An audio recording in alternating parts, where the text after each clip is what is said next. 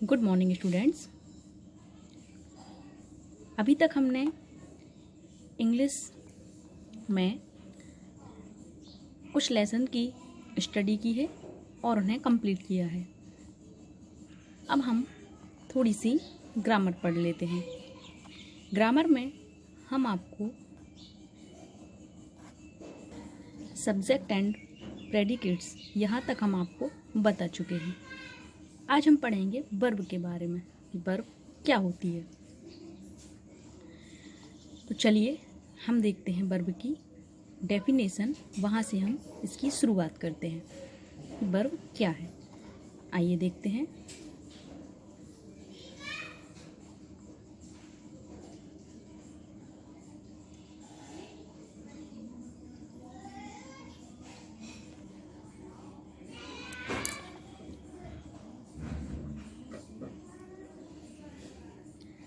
Verb. The verb is a word used to express some action, means कार्य, feeling, अनुभव, बोध या चेतना, और existence स्थिति अथवा अस्तित्व। It tells us something about the subject in a sentence. Means verb वह शब्द है जिसका यूज़ हम किसी कार्य, फीलिंग, एग्जिस्टेंस के अनुसार या को दर्शाने के लिए हम करते हैं और यह सब्जेक्ट के अनुसार ही लगाया जाता है। फॉर एग्ज़ाम्पल, यहाँ 4 एग्जाम्पल आपको दिखाई दे रहे हैं। फर्स्ट एग्जाम्पल है आपका Soni reads a book. Soni book पढ़ रही है। यहाँ पर एक्शन मीन्स कार्य हो रहा है कि वह बुक पढ़ रही है। अंकित ईट्स स्वीट। अंकित स्वीट्स को खा रहा है। यहाँ पर भी एक्शन हो रहा है, मतलब कार्य। I feel cold. मैं ठंड महसूस कर रहा हूँ। तो यहाँ पर अनुभव, फीलिंग मीन्स अनुभव, हमें अनुभव हो रहा है, एक्सपीरियंस हो रहा है। Dasharath was a great king. Dasharath एक महान राजा थे। यहाँ एग्जिस्टेंस मतलब स्थिति या फिर उसके अस्तित्व को बताया जा रहा है। आपको वर्ब की डेफिनेशन और उसके एग्जाम्पल आपको समझ में आ गए होंगे। नेक्स्ट पॉइंट की बात हम करते हैं तो इंग्लिश लैंग्वेज में वर्ब को 2 मेजर क्लासेस में बांटा गया है। First main, principal, full, ordinary, या जिसे हम लेक्सिकल वर्ब कह सकते हैं, और सेकंड होता है ऑक्सिलरी या फिर हेल्पिंग वर्ब। इनको भी हम थोड़ा थोड़ा सा जान लेते हैं कि ये क्या होती हैं। तो आइए देखते हैं। मेन वर्ब की संख्या अनलिमिटेड मीन्स असीमित होती है। इनके 5 रूप 5 फॉर्म्स में होते हैं। इन्हें 5 फॉर्म्स के साथ निम्नलिखित प्रकार से हम कंजुगेट किया जा सकता है।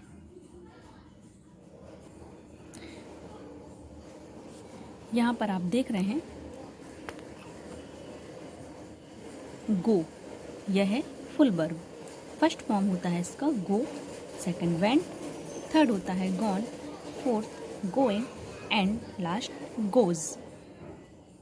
ईट, ate, eaten, eating, eats. Write, wrote, written, writing, writes. Put, put, putting, puts.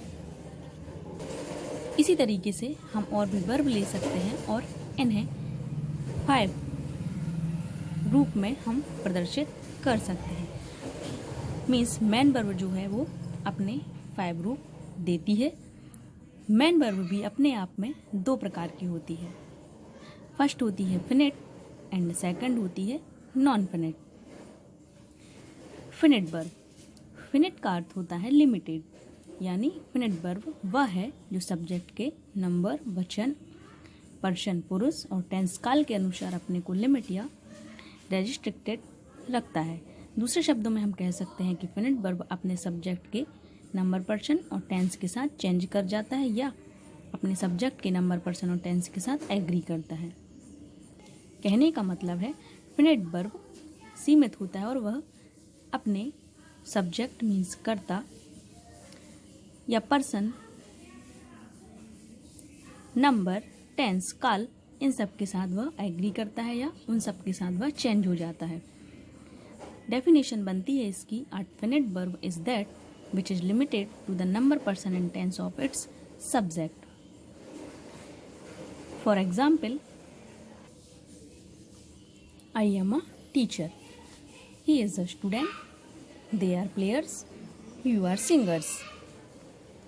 ऊपर दिए गए सेंटेंसेस में am, is, are क्या है ये? फिनिट वर्ब, क्योंकि यह वर्ब अपने सब्जेक्ट के नंबर, पर्सन के साथ लिमिटेड है। दूसरी भाषा में हम कह सकते हैं कि वर्ब अपने सब्जेक्ट के नंबर और पर्सन के अनुसार अपने फॉर्म्स को चेंज कर लेते हैं या अपने सब्जेक्ट के नंबर और पर्सन के साथ एग्री करते हैं। मीन्स यहाँ आई के साथ एम है, यहाँ ही के साथ इज है, दे के साथ आर है और यू के साथ भी आर है। हम जानते हैं कि प्लूरल नंबर के साथ हमेशा हम आर का यूज़ करते हैं, इसीलिए दे और यू प्लूरल नंबर है, इसलिए यहाँ पर आर यूज़ किया गया है। कुछ और एग्जाम्पल देखते हैं। He lives in Delhi, I live in Patna, they live in Lucknow. ऊपर दिए गए सेंटेंस में लिव एक फिनिट वर्ब है, क्योंकि यह अपने सब्जेक्ट के नंबर और पर्सन के साथ एग्री करता है, इसलिए सब्जेक्ट ही के साथ इसमें एस जोड़ा गया है, जबकि सब्जेक्ट आई और दे के साथ एस नहीं जोड़ा गया है। एस इसलिए जोड़ा गया है क्योंकि प्रेजेंट सिंपल टेंस के अकॉर्डिंग हम प्लूरल नंबर के साथ, जब सब्जेक्ट प्लूरल नंबर में हो, वहाँ एस या ई एस हम वर्ब में नहीं लगाते हैं। सिंगुलर नंबर के साथ हम वर्ब में एस या ई एस लगा सकते हैं। अब बात आती है नॉन फिनिट वर्ब की। नॉन फिनिट का अर्थ होता है जो सीमित नहीं हो, यानी नॉन फिनिट वर्ब वह है जो अपने सब्जेक्ट के नंबर और पर्सन के साथ लिमिटेड या रेस्ट्रिक्टेड नहीं रहता हो, यानी जो सब्जेक्ट के नंबर, पर्सन या टेंस के अनुसार अपने फॉर्म को चेंज नहीं करता हो, उसके साथ एग्री नहीं करता हो। मीन्स यह फिनिट वर्ब का पूरा उलट है। इसकी डेफिनेशन बनती है, a non finite verb is that which is not limited to the number, person and tense of its subject. Example देखते हैं। I want to learn English, he wants to learn English, they want to learn English. ऊपर के sentence में want, wants और want finite verb है, जबकि to learn non finite verb है। To learn non finite verb इसलिए है क्योंकि आप अपने सब्जेक्ट के नंबर और पर्सन के साथ एग्री नहीं कर सकता, यानी different subject I, he and they के साथ इसका सेम फॉर्म टू लर्न नहीं रहता है, इसे इन्फिनेटिव कहते हैं। नेक्स्ट, फिनिट वर्ब को भी दो क्लासेस में बांटा गया है, ट्रांजिटिव वर्ब और inter transitive verb. Means transitive verb means सकर्मक क्रिया और इंट्रांजिटिव वर्ब मीन्स अकर्मक क्रिया। सकर्मक क्रिया that which requires an object, अकर्मक क्रिया that which requires no object. Means सकर्मक क्रिया में ऑब्जेक्ट होता है और अकर्मक क्रिया मीन्स इंट्रांजिटिव वर्ब के साथ ऑब्जेक्ट नहीं होता है। सेंटेंस देखते हैं ट्रांजिटिव वर्ब के लिए।